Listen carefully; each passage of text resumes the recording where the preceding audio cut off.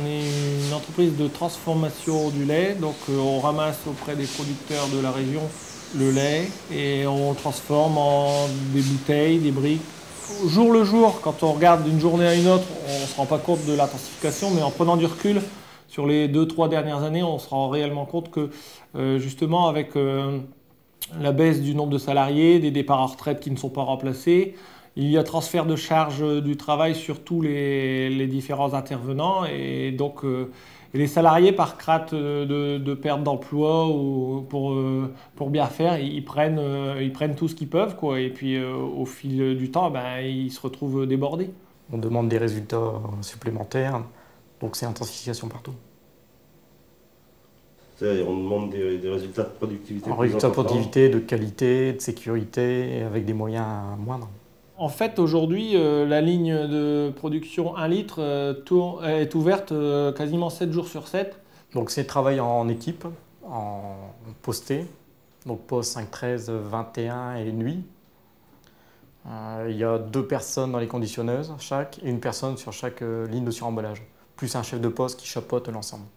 Et donc, ils ont décidé de retirer un salarié pour que le prix de revient de la bouteille soit plus compétitif face à des concurrents éventuels.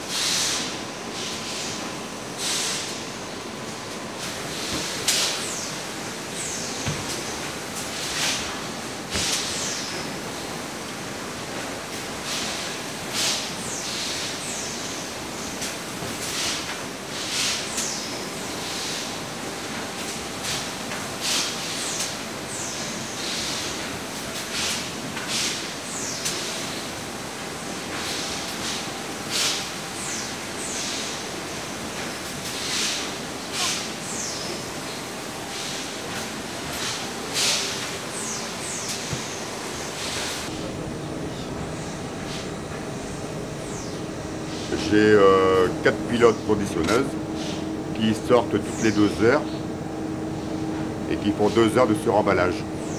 Et nous, en même temps, nous gérons tout un process. Les changements de produits, les pauses au niveau pilote. Avant, nous avions une personne en plus pour gérer tous les relevés de pression au niveau process, que nous faisons maintenant. Comme ici, regardez, c'est facile. Vous avez un tank stérile qui est en train de baisser, il ne faut pas oublier de relancer le lait, quoi. Sinon, la remise ne sera plus approvisionnée en lait. Donc, il faut toujours surveiller. Pour être là-bas, je vais avoir un changement de produit au niveau du 1 litre. Là, je gère ici le 1,5 litre pour être partout. Là, en ce moment, regardez, les gens, normalement, ils devaient être remplacés à 3 heures. Ils ne sont pas encore remplacés, c'est moi qui dois aller au suremballage pour remplacer les gens pour qu'ils rentrent en salle blanche. Alors, vous avez des fumeurs qui vont fumer une cigarette avant, ça fait que je vais être une demi-heure au suremballage. Je passe la moitié de mon temps au suremballage lorsque les 2 lignes tournent. Donc tout le monde trinque, si on veut, quoi. Nous sommes 5 personnes, bah, ce sont les 5 personnes qui trinquent, qui bossent pour la caisse. Le petit café, c'est terminé, hein.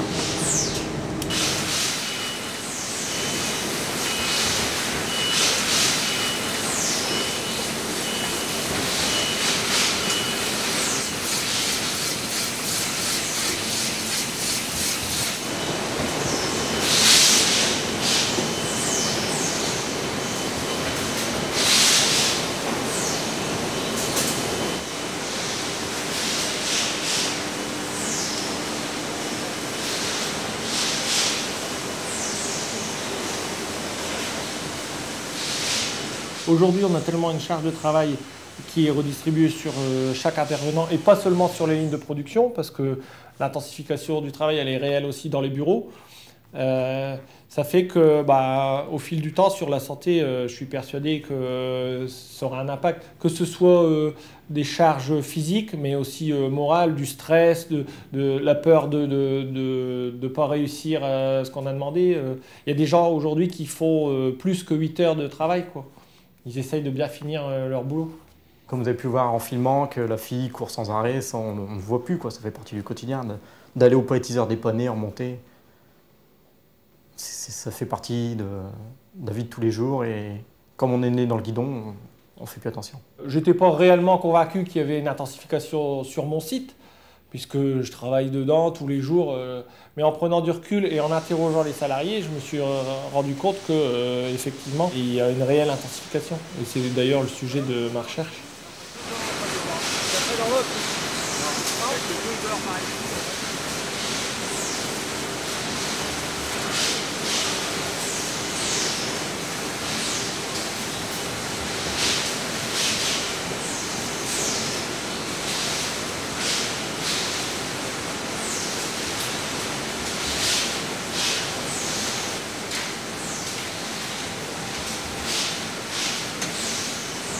Concrètement, on a rencontré, la première phase, c'était on a rencontré les gens sur leur lieu de travail, en même temps pour vérifier ce qu'ils nous disent si c'était vrai.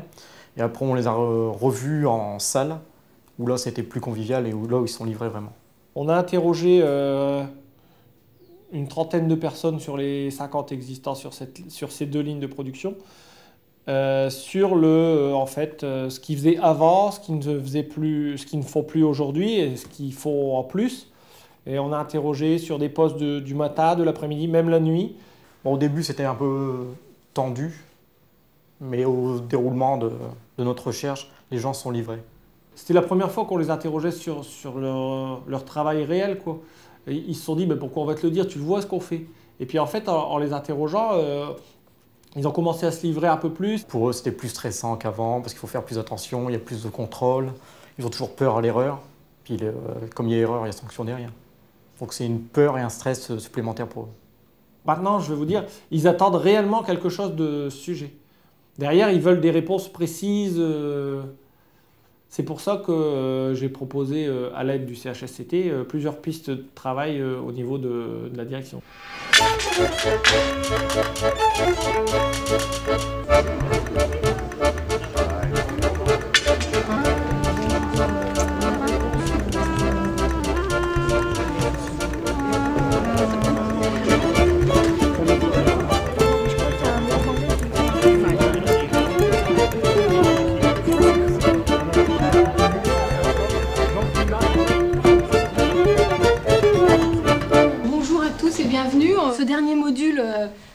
c'est un module un peu particulier parce que d'abord c'est le dernier et puis ensuite c'est un moment de capitalisation de tout le travail que vous avez fait, tout ce que vous avez cherché, trouvé, analysé, etc.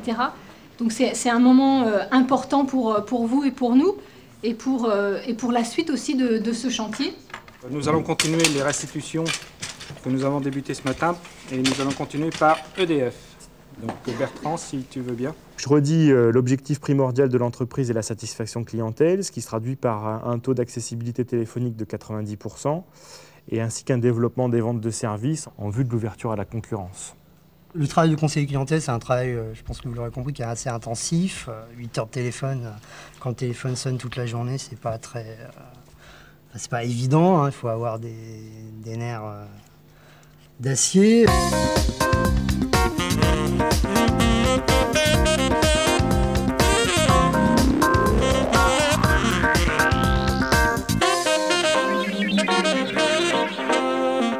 Le centre tel qu'il est dimensionné, là, actuellement, on peut traiter 1100 appels, en tout le monde au téléphone, 8 heures par jour. Et il y a des jours où on reçoit plus de 2000 appels. Ils ont un écran devant eux, un poste téléphonique, ou plutôt un casque, un micro. Et voilà, ils sont là et toute la journée doivent répondre à des appels. En fait, on a un temps de communication qui est de 3 minutes 30 par client et un temps de travail pour pouvoir traiter les dossiers informatiquement 1 minute. Donc au total, 4 minutes 30 pour traiter un appel.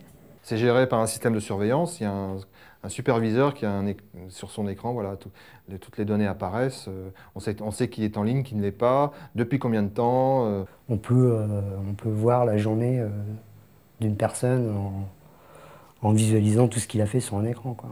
Tous les clients qu'il a vus, ce qu'il a fait, ce qu'il a traité, ce qu'il n'a pas fait, évidemment. Quand on dépasse les 3 minutes, là, il y a une espèce de signal qui se fait aussi bien sur l'écran du superviseur, hein, qui supervise toute une équipe, et aussi, c'est aussi sur l'écran de la personne concernée. Si on n'a pas notre temps de communication, on a 50% de la prime qui est retirée. Tout ce que tu fais, c'est enregistré sur l'ordinateur. Tes conversations ne sont pas...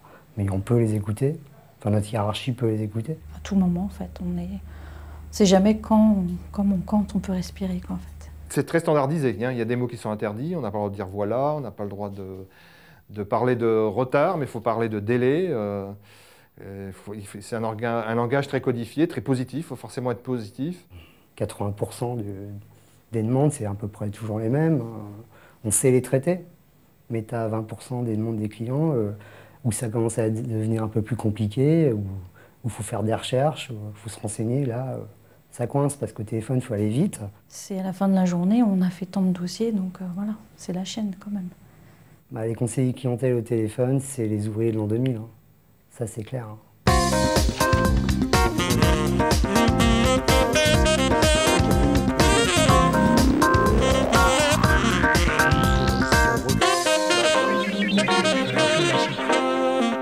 Un challenge, c'est-à-dire, c'est pour nous pousser à donner de la bonne qualité. Donc on nous donne des objectifs pendant 1 mois à atteindre, en qualité, en quantité. Ouais, en plus de répondre à la demande du client, c'est la première des priorités.